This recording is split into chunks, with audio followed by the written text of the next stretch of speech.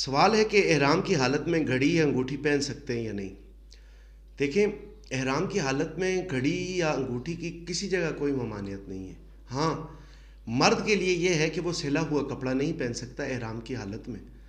باقی دوسرے نمبر پر یہ ہے کہ آپ گھڑی اور انگوٹھی احرام کی حالت میں پہن سکتے ہیں۔ اسی طریقے سے ایک صاحب نے سوال کیا ہے کہ میں عالم بننا چاہتا ہوں لیکن عین موقع پر دل ٹوٹ جاتا ہے، تو کیا کروں، رہنمائی فرمائیں۔ دیکھیں، کوشش اگر آپ کر رہے ہیں کسی بھی چیز پر، ایک وقت لگے گا، آپ کو اس چیز پر بار بار کوشش کرنی پڑے گی۔ اللہ رب العالمین نے قرآن حکیم میں ارشاد فرمایا کہ ان الذین قالوا ربنا اللہ ثم استقاموا، بے شک وہ لوگ جنہوں نے یہ کہہ دیا کہ اللہ ہمارا رب ہے، ثم استقاموا، پھر اس پر ڈٹ کے، یعنی ڈٹ جانا ہمارا کام ہے۔ جس وقت ہم ڈٹ جائیں گے، پھر اللہ فرماتے ہیں تتنزل علیہم الملائکہ، پھر ملائکہ کو بھیجنا اور مدد کرنا ہمارا کام ہے۔ کسی بھی چیز کا اگر آپ ارادہ کریں، اس پر ڈٹیں، اس پر استقامت دکھائیں اور بار بار وہ کام کریں، انشاءاللہ پھر آپ اس کام کی جڑ تک پہنچ جائیں گے۔ کیا نماز میں سورۃ الفاتحہ کے بعد 3 آیات پڑھنا لازم ہے؟ دیکھیں،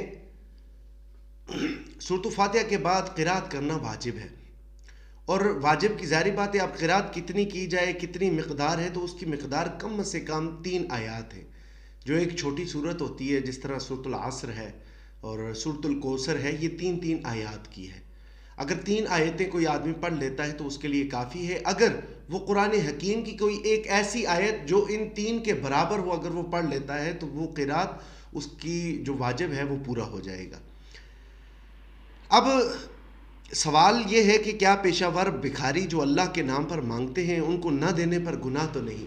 دیکھیں، ترمذی شریف کے اندر ایک روایت ہے کہ اللہ کے رسول صلی اللہ علیہ وآلہ وسلم نے فرمایا کہ اللہ اس شخص کو ناپسند فرماتا ہے کہ جب کوئی سائل آئے اور وہ اللہ کے نام سے مانگے اور آگے والے کے جیب میں ہو لیکن وہ اللہ کے نام پر نہ دے۔ لیکن یہاں ایک چھوٹا سا مسئلہ ہے، وہ یہ ہے کہ پیشہ ور جس وقت بھکاری آئیں گے، اگر آپ اس کو بار بار پیسے دیں گے تو پھر وہ لوگ محروم رہ جائیں گے جو اس کے حقدار ہیں۔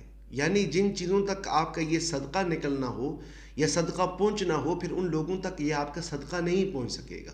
تو ایسے لوگوں کی آپ نے حوصلہ افزائی نہیں کرنی بلکہ حوصلہ شکنی کرنی ہے، اور یہ کام حکومت کا ہے کہ وہ ان پر قید لگائے۔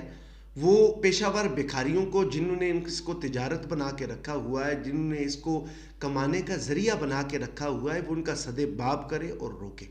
ہاں، کوئی سائل اگر آتا ہے، مجبور ہے، اگر آپ یہ دیکھ رہے ہیں کہ باقاعدہ وہ مجبوری کی کیفیت میں آپ سے مانگ رہا ہے، تو آپ اس کو اللہ کے نام پر دے دیں۔ لیکن اس کے برعکس کبھی کبھار آپ کے سامنے کوئی آدمی آ جاتا ہے اور وہ اللہ کے نام سے آپ پر سے مانگتا ہے، لیکن آپ کو بظاہر اس کا حلیہ یہ نہیں لگتا کہ یہ آدمی اس کو بے پیسے دوں یا نہیں دوں، لیکن آپ بعض اوقات یہ کہتے ہیں کہ یار اس نے مجھ سے اللہ کے نام سے مانگا ہے، تو اگر آپ اس طرح بھی اس کو دے دیتے ہیں تو کوئی حرج نہیں ہے۔